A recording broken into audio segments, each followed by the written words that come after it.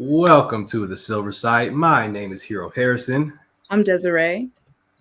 I'm RJ. I'm Gerald. Thank you guys so much for joining in today. And we are going to be doing this show live every Sunday, 5:45 Mountain Time, 7:45 Eastern Time, wherever you are at. So make sure to tune in at the Silver Side on YouTube. So thank you guys so much for tuning in today. We are going to be talking about The Last of Us, which I'm really excited, and Dr. J has joined us as well. So just a quick summary. The Last of Us takes place 20 years after modern civilization after it has been completely demolished, destroyed. So Joel is a hardened survivor who was hired to smuggle Ellie out of a quarantine zone with a lot of plots and twists that are happening. But as far as the season one, let's start off by talking about some things that we really need to get into in terms of things we're going to talk about with who we would want to be in the situation, or what kind of person we would be operating in this kind of environment. So RJ, what you got for me? What do you think as far as the show? What do you think about the show overall? First season. Overall, I really enjoyed season one. I was a fan of the game originally, and although I enjoyed season one, they did leave a lot out. But I think this is what happens when a lot of television shows go from 22 episodes to 8. You can only fit but so much in there. But overall, I really enjoyed season one. I wish we would have got to expand a little bit more on the Fireflies and what they mean overall to season one. But I really enjoyed Last of Us season one for what it was. Yeah, thank you, man. Yeah, I thought it was really good too. But Desiree, what do you think? I'm going to be honest. It's kind of a blur because it's been so long. I just remember while watching it, I think I was anticipating a lot of exciting scenes, and I think we got a lot of that. We were introduced to several characters that I had no knowledge of because I'd never played the game. Overall, I would say that I loved the show, and I'm looking forward to season 2. Just got to do that quick rewatch, Nice. Yeah, it's hard when they leave shows that long of space. But Gerald, what you think, man?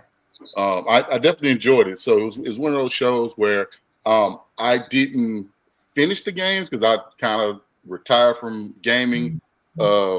Right, as that became a big thing. So for me, it was neat though, like kind of picking out some of the parts that I actually remembered from the game. But then understanding, obviously, they took some creative liberties during the season to kind of change up a few things. So there was some excitement there for me that I normally don't get for that video game to live action translation. So I had fun with it. Definitely. The eeriness was kind of neat that they were able to capture a lot of that and keep you on your toes. Yeah, this show is very interesting, especially since it's a video game adaptation. I really feel like that there's so many things that you can do, but it's not too much lore because the game is fairly, it's not too old, but it's not new. And Right. same with the show. The show is new, but it's coming off of a fresher vibe from the story that we're trying to still figure out, because you don't even know how the game's going to end, or if there's even going to be a third game. Oh, shit. But RJ, I think we were supposed to talk about something in terms of who would we be in a certain environment, and how would we react in certain situations? What was that we were going to talk about? Okay, so let me get it out. So during the zombie apocalypse, everyone should have, I guess, for lack of a better term, you got to be useful around these parts. You can't just walk into a group and not have a job. Because at the end of the day, if you're just sitting there and you're not contributing, you're more of a detriment to anything. So we have a couple of roles, and I want you guys to think about your role, think about what you're good at, and where you'd be most effective in it. Bow and arrow is all we need. I'm good. See, everybody thinks they're marksman with a bow and arrow until you actually get a bow and arrow. I thought I was nice with a bow and arrow until I got a bow and arrow. I suck. It's for decoration, literally. I was just about to say that. I'm terrible at it. And I got it because of the zombie apocalypse. My parents bought it for me for Christmas one year because I just knew I was going to be like the MVP of the zombie apocalypse. I can't do nothing. It's literally in my room for sure. That is hilarious. Me, so I, honestly, I probably have to scout. These are the roles. Okay, So we got the leader / strategist. We got the medic / first aid expert. We got scout and recon. We got fighter / security, engineer, mechanic. Not doing that. Hunter / trapper, farmer / gardener, scavenger, supply runner, cook, nutritionist, psychologist / moral support. Very important to keep your mental health together during the zombie apocalypse.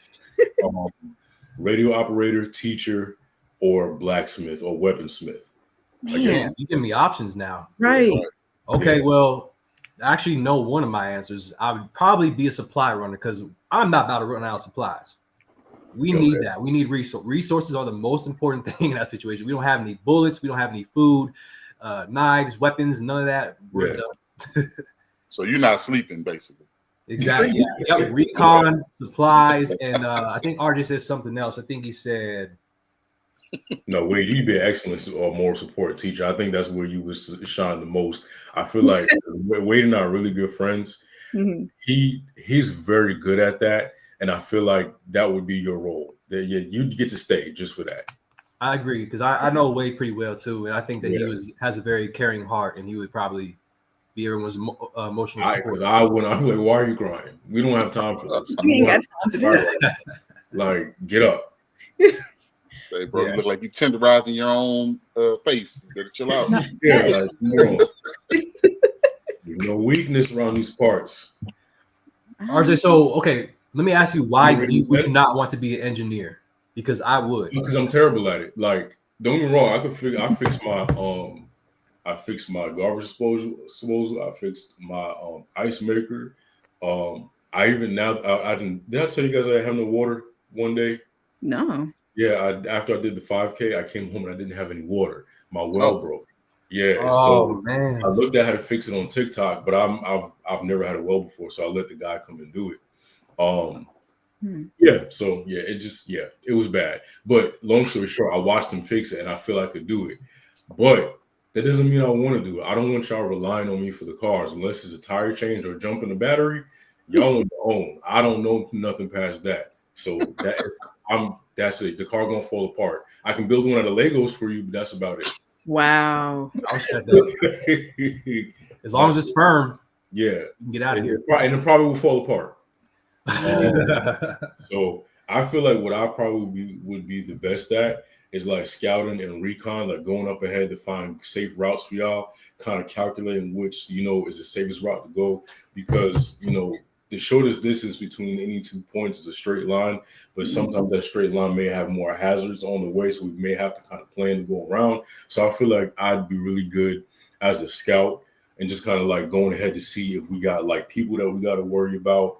Like, and I feel like I'd be a good spy too. Like, if there's another camp, like I feel like I'd be the good one to kind of like infiltrate and see what they're about, and then run back and tell all their business to y'all. Run back and tell. Yeah, tell everything. They got weapons, y'all. They got a cannon. That's gonna help, not get ambushed or anything like that. that. Exactly. So I feel like that's my strength. What about you, Des? What are you thinking? Man, there's so many roles in that I could see myself in. Especially as a Capricorn, maybe a strategist, maybe a psychologist, since I have my degree in it anyway. There you go. Yeah, and then also just for fun, I just want to, kick some ass. So if you need me out there on the field, put me in. I feel like talking about degrees, I feel like I could do a little bit of the medical stuff too, because I do have a degree in biology. So I feel like I could do a little bit of that too. I don't want to fight either. I'm not doing that. I would figure out the virus, like since it's a post-pandemic sort of. There is no cure for this. Fungi can't live in humans because our body temperature is too high. Yeah. So this is it. Until we die, this virus is going to be here. So we're in hell, guys. We're in hell. Like, this is it. It's literally the last of us. Man. Yeah. Yep. Well, that sucks. What you got for me, Gerald? What you thinking over there? Man, I'm kind of open to anything, because at the end of the day, man, it's just about survival. It ain't no use in me trying to act like I'm an expert in anything, because we got to kind of learn to be jacks of all in some form or fashion. But basically, do what now? You watch the kids then. and we're gonna have to deal with it. I can't just watch the kids, bro. Now y'all come back with a couple of broken arms or something. Like, hey, man, I told them sit down, man. They was making noises about to get found out. Y'all too loud. Oh man, we gonna send you to the medic. Yeah, for real. Yeah, I would think, I'd be fine engineering. I'll be fine, trying to be some moral support. But at the end of the day, I gotta be moving to try to help people. Just really we got to keep it going, because the way to survival is not just sitting around and waiting, because you gotta evolve with the situations. Yeah. Oh yeah, definitely. I definitely agree with that. I feel like too, and that's a good point. I feel like the most important thing in this situation is survival. And so let me ask you this: how do you feel about like kicking people out, punishments, or anything like that? Because I'm the type, if you jeopardize my survival, buddy, you gotta go. Yeah. I don't care. Yeah. I'm of that same mindset. I mean, I'm not with the prevention. Yeah, no, especially in a group setting, as well. If somebody messes up, I mean, you're on your own. You're putting everybody at risk at that point, So if you're just off them, honestly, we don't want them to come back. or just a lot of selfish behavior, Yeah. All the food, hoarding stuff that would be well, you only got two hands, bro. You can't have all the knives. You can't have all, we have both the right and the left Twix. Like, you could have shared that, right? Well, I mean, we got to be able to be a collective and understand what we're trying to accomplish. And if it's daily survival, and then there's a third party where there's really the nemesis, we gotta figure that out, But if it's just your own self-preservation, then it becomes me versus you, and it's gonna probably be you if that's the case, Exactly. Because then self-preservation kicks in, so it's we're stuck, Yeah, because I'm a big advocate for somebody's got to live to tell a story, and I feel like I'm a great storyteller, so I'd rather it be me. There we go. I'd rather it be me. Yeah, like zombie apocalypse is not about outrunning the zombies; it's really about outrunning your friends. So you know what also puts the group in danger, though. I can't stand sometimes on TV shows where they have like a big group, and there's always that one person that finds out they're pregnant. Who had time? And we are. That's the worst. You are the worst right now. Why would you do that? Because why are you doing it? Why are we thinking about this right now? Like, out of all the stuff to do, we got to build a wall. We got to fix the car. We got to find gasoline. We got to make gasoline. We got to heal wounds. We got to find antibiotics. And you over there doing it? No. Yeah, now the whole group got to include a formula on the list when you go and do your run. No, they got to go. Y'all got to do. You got to go. Right. We hiding and you going to labor? Nope. Gotta go. Gotta go. Yeah, I'm on the side of, I can't really let someone slip up like that, because things are just so slim, and one mistake can lead to one bigger mistake. So if you do something, especially if you do something to betray us, and especially when, like Gerald mentioned, if you're hoarding stuff, you gotta go. You gotta go. You've been found. So though that might not be warranted, I heard it right as I got off for a second. Some people's coping skills are way different, and some people. No, I mean, let's be realistic. I know. Some people go their lizard brain turns on in certain types of situations. Think about how many movies we've seen where you're like, come on, we know that's not supposed to be happening right now. Yeah.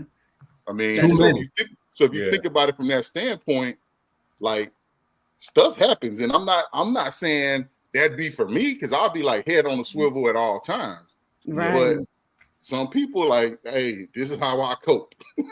I'm like, hey, we don't do no closed doors around here. Right. Open up. Getting knocked up during the zombie apocalypse. Get out of here. I'm not doing all that. Jay, what do you? Jay, who would you be in this situation in The Last of Us, in terms of like what would your role be? Like, would you be like medic? Let me read the role for her, because I don't think she was here. Okay. All right. So in a zombie apocalypse, you got to contribute some kind of way. You can't just be sitting up there, hoarding resources. So how do you contribute to the group? Are you a leader / strategist? medic / first aid expert, scout / recon, fighter / security, engineer / mechanic, hunter / trapper, farmer / gardener, scavenger / supply runner, cook / nutritionist, psychologist / moral support, weaponsmith, blacksmith, radio operator, or teacher. I feel like I would definitely be the one that does the strategy, but as a backup, a weaponsmith. Ooh, Weaponsmith, you gonna be making weapons? love it. We get to see That's a where you whole get your bow and arrow from. Listen, my dad is an engineer. I could do just about anything There from you what he go. taught me growing up. So Nice. All right, looks like I'll be coming to you for a pitchfork. Bow and The Gatling gun Listen. on it. bow and It'll arrow. be We a gotta pitchfork pick. with a Gatling gun on it. That'd be pretty cool. Or No, I'm flamethrower. Oh I'm my gonna make you Daryl Dixon's bow and arrow. Okay. Ooh, okay. I'm Yeah. down. Yeah. I'm down with that. So Anything let with me ask crossbow- you this then. What's your weapon of choice? Probably a samurai sword Mm, because it doesn't run out of bullets. So honestly, Mine I would want just be- everything. I come from the world of Lord of the Rings. I want everything. Give me an axe, bow and arrow, sword, and then I'll go ahead and take a pew pew too. We got to have a good knife at all times. You never leave home without a good knife. I was telling one of my boys one time. I said, "Hey man," like he was like, "Dude, you always." I said, "You never leave home without a good knife." Like honestly, like you don't. That's how you know you're dirty.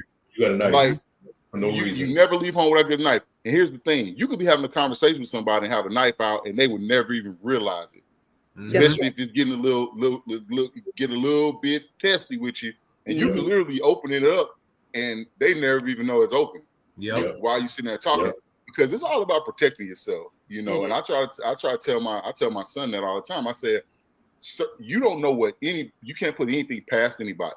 Yeah. So having a good knife in close quarters could definitely be something. Now, obviously, if we've graduated up to like heavy artillery, I'm good with that too. But you know, a good knife, and then if you just want your normal everyday thing, give me a big ass club. I'm good. Get big ass club. We going Barry Bonds. Okay. So I want the Negan hammer for sure. And if I had an unaliver, I don't know, can we just say a gun? I need a silencer as well. Because it doesn't make any sense to be in the middle of a zombie apocalypse just shooting shots. Right? Attracting attention. Yeah. Exactly. I need a silencer as well. Smart. So Yeah, like Rick. Rick used to be. Yeah, like I'm like that big ass revolver, dude. You got to put that thing away, man. And then more of them start coming. I'm like, come on, Rick. No, because that's my problem with Last of Us 1 and 2. Like, I feel like they're so loud with everything they do. Every door they open is like so it's funny you say that though, because that was before we came on. That was one of the things. The sounds were so like vibrant in this, and it was its own environment. And so it had me like, sometimes I'm sitting there and I don't get easily startled. So when I'm sitting there listening, I'm like, wait, was that in here or was that there? Because you know, I got in the back corner, I got like the little extra wireless speaker back here. Sometimes I'll be like, wait a minute, where did that come from? Yeah, see, that's why that's why with Last of Us, I only play it during the day. Same thing with From, I only watch it during the day. Come on, man. I would only watch it during the day because I would freak out at night. Jay about to snap on you, man. Come on, man. Dog, RJ, like today, I don't know if people who are watching this, I wanted to fight RJ today. Not really, but I wanted to fight him because first off, he said that he plays it during the day. That's not the experience that you want. You want to play it at home with the lights off at night with surround sound headphones. He said you're supposed to be engulfed in that environment. Listen, I turn the brightness on the game up and I turn the brightness on the TV up during the day. Come on, the brightness. Play, it's funny because like I'll be watching other people play and I'm like, why is it so dark? And I'm like, oh, that's right, because I'm a chicken. I turn everything up. it looks totally different. Like when I tell you, I'm such a panicky person. Like I'm ready for the zombie apocalypse. Like I got the side, the thing that the Ninja Turtles got with the electric weapon. I got Sai. I have a samurai sword. I got a kitchen knife. I have a pocket knife like Gerald. I have a bow and arrow. Like I'm telling y'all, I've been ready for this. Like for forever. I'm always prepared. And now you just need a bunker. Yeah, I just need a bunker. Well, I got land, so hey. There you go. Come. Get going. Right. We're gonna be safe. Exactly. Wow. As far as weapons, though, I mean, I really think that there's so many that we would eventually have like all kinds of stuff on this, like because we would have to cover up too. One more thing too. I was watching this zombie survival documentary thing about like what would happen, and a woman had said like a lot of people will choose like weapons that they don't have any experience with, and that's going to be their downfall. And so, which is why I started getting the bow and arrow, because I didn't want a zombie apocalypse to happen, and I don't know how to use it. Same thing with my sword and my side. Like everything I have, I know how to use. Mm-hmm. And so she was saying that the best kind of weapons for the average person until you can learn it are what we call peasant weapons, which are like pots and pans or anything heavy, a bat, a club, a stick, anything that you know how to use. Like how a stick feels in your hand. You know what it feels like to swing a bat, but you don't know what it feels like to swing a sword. You don't know what it feels like to hold like a billy club and have to like maneuver that. So I feel like hell, even a damn pen or a picture frame or something like that is a better weapon in my hand, as opposed to like a gun that I don't know how to use. I've only shot a gun one time in my entire life. Yeah. Not smart though, because that's the only thing too, is that you gotta have something that's adjusted to you. You gotta make sure, because I don't want to get a weapon. That's why I said I wouldn't have a gun, because I haven't shot a gun, and I wouldn't want to hit one of y'all. Imagine stealing a sword. Well, imagine stealing a sword out of a museum during a zombie apocalypse, and you go to use it, and it's a damn display sword with no sharp edge. Oh, and now you here with a butter knife. You're cooked. You can still club somebody ass to death. Exactly. And that's the thing. At that point, it's just a blunt object. So that's it. Yeah. I think Gerald is right though, because that would be my second option, to use blunt objects, because that's really the only thing you could probably destroy someone. You have to go for the head when you're taking out the effect. So and the zombie apocalypse, we fighting to the death. Every fight is to the death. Like we shoot and kill. There's no kneecaps over here. Like we're going straight for the organs. Like Now, let me ask y'all. So are clickers or just regular infected more terrifying to you? They're all terrifying to me. Right. I mean, once they change, it's a wrap. I think there's no discriminating over them. They're all. I think the runners, to me, because the clickers can't see you, you just got to be quiet. You can throw a bottle to the other side of the room and be safe with the clicker. Like that's why I never understand how people die by clickers. Like, be quiet. But the clickers may catch you on a bad day. We are human beings. We ain't gonna act like we don't have gas.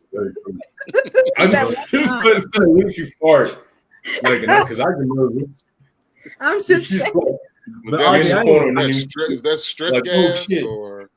I mean, that could be. You got to sneeze.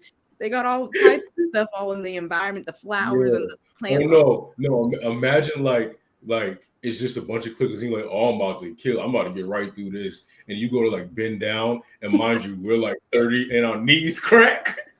We go to bend down, and they just start popping. And the clicker's like, right? You're like, dang, he heard that. My knees would get me caught. Oh yeah, easily. Yep. And I'm like, be someone like jump down and farted or something like that, and then that'll be over. It'll be over. I'm just saying, things happen. It's just a lot of pressure to try and be quiet, Yeah, it really is. So for me, I still say runners, because clickers, I mean, they still, I do agree with Des. They can come out of nowhere and give you a hard time. But it's just, man, I'm not trying to. I mean, I'm fast, but I'm not trying to run. And it's not like you're eating much. Like your stomach's gonna growl. Like, I'm just keeping it real. Oh damn, yeah. You said yeah. This is why we got the orders out. That's you true. Just had an insurer, Everything's settling. There won't be no insurer. So let me ask y'all this. Oh man, RJ will go crazy on that I'm last not one. living without an insurance. Y'all can take me out. At that point, RJ be killing with his bare like, hands. hey, I ain't got no more insurance. we gotta go this way, y'all. And you're like, y'all like, no, we have to go here. It's safer. I'm like, yeah, but the insure factory is this way. Like, you're getting left behind. Yes, like 20 of them out there, but we got this. You're like, we're not dying for no damn insure. No. So, what's the worst? What's a worse feeling for you, like knowing that insurers on the other side of clickers and zombies on the other side of town, or the fact that somebody came in and took the last one? I'd rather fight through a horde for my insure. Like Oh y'all would just, I would understand if you guys didn't want to follow me through. I would try to position like, hey, this is for everybody, even though it's really just for me. I would try to like get y'all to come with me, but I also would understand like this is not important to y'all. This is my life here. Yeah, you're on your own. Yeah, RJ I would find a way. RJ's the type where you think he's the main character until he dies. He's the first one to go. And you're like, okay. That's a good segue into this next question. So who gonna die? So let's change it up a little bit. So if you were to get got in the zombie apocalypse, what do you think would get you got?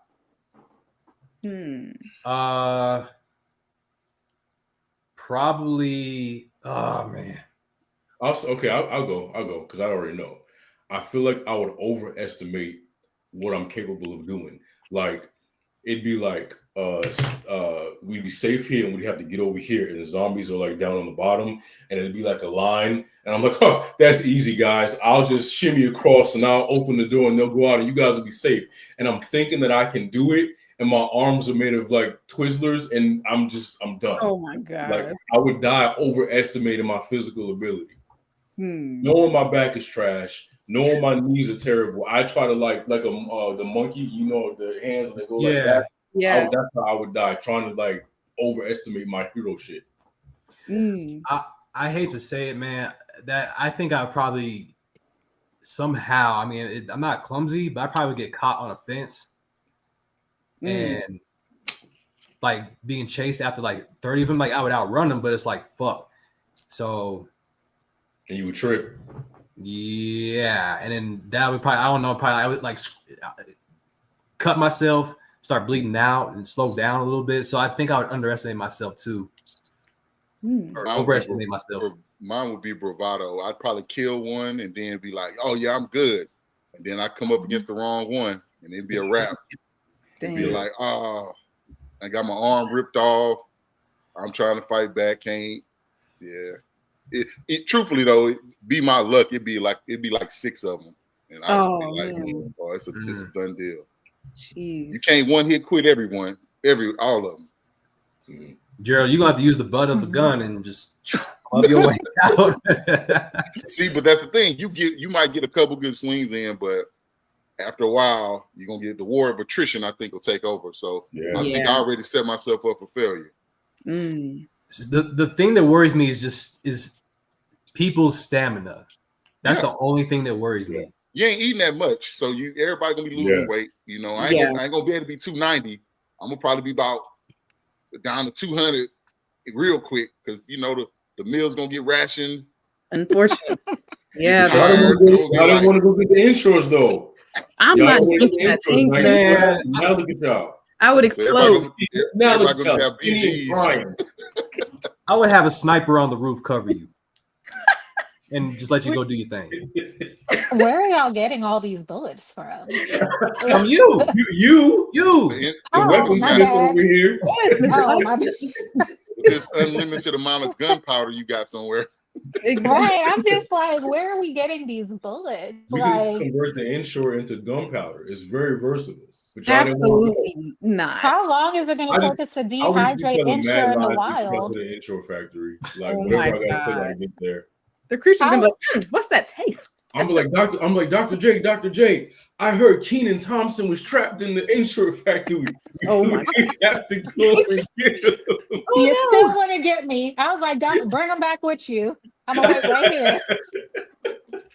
You know what? Update. It's not Kenan Thompson anymore. Oh, thank God. I traded him out. Traded him out. Carolina Panthers player Xavier Leggett. That's Oh who it yeah, is. I'm gonna have to look him up. Better Okay. than I know what that is. Yeah. I'm gonna have to look him up. Okay. Well, Google him. Anybody. We'll let Keenan down easily. We'll tell him. Yeah, let Keenan I'll tell know. him the intro factory. Yeah.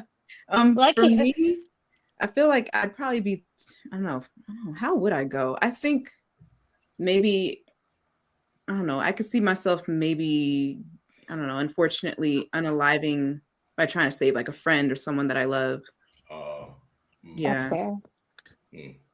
I think for me, it'll be anything with water. Like, soon as I'm a black girl who can't swim, so soon as y'all say we gotta go across the pond, the lake, anything like that, just take me out without no floaties. I was about to say, we'll get you a floaty. We'll find it. Yeah, somewhere. we'll get you one. It's like the current's not that strong. Come on, we just see her floating down the current over the waterfall. I'm like, we gonna randomly have pool noodles just hanging around. Oh my gosh. Can you imagine just trying to get this way? That's part of the. That's gonna be part of the supply list. Get the pool noodles. There Get the you pool go. noodles. We have the pool. Because think about it, no one's gonna think about getting pool noodles, so we're gonna get them easy. You're right. It's an unlimited supplies. But you know what? The pool noodles could be used for infrastructure too, like padding, mattresses. Yeah. You could use it for a Shields, whole lot of you stuff. know? Yeah. They're easily, I'm pretty sure they can make a flame real quick when you You know burn what? them. I think because I love weapons, because I have so many, I feel like I'd be like the apprentice. Like we'd work together on the weapons in addition to our other responsibilities. Because I got this idea for a zombie hoodie that's like majority duct tape, but still flexible enough for you to move in, so you can't really get bitten. I got ideas. We'll be okay. We'll live. Listen, that sounds like something from the Kanye West collection. I'm sure it'll work. Yeah, we got it. We're gonna be good. We're gonna be good. So yeah, but I enjoyed this zombie conversation. I think we definitely learned a lot about each other and how we will live and die and all that stuff. Yeah. So before we get out of here, just want to remind everybody that we are doing a Last of Us live watch along. Maybe we're doing a little test run after this, but either way, we'll be covering Last of Us Season 2 every Sunday at 7:45 Eastern Standard Time. Come on in, have a seat, laugh, watch, be scared with us. My TV will be, the brightness will be all the way up, as will my lights. You're going to see it in his glasses. But I still welcome you guys to come and join us as we have a good time laughing, joking, and talking about Last of Us. Also, I'm doing Last of Us playthrough of Season 2. If you don't mind spoilers for the television show, even though it's probably not going to follow exactly, you're more than welcome to join me in that. With that being said, thank you guys so much for tuning in. We will see you next time. Later days. See you next Sunday.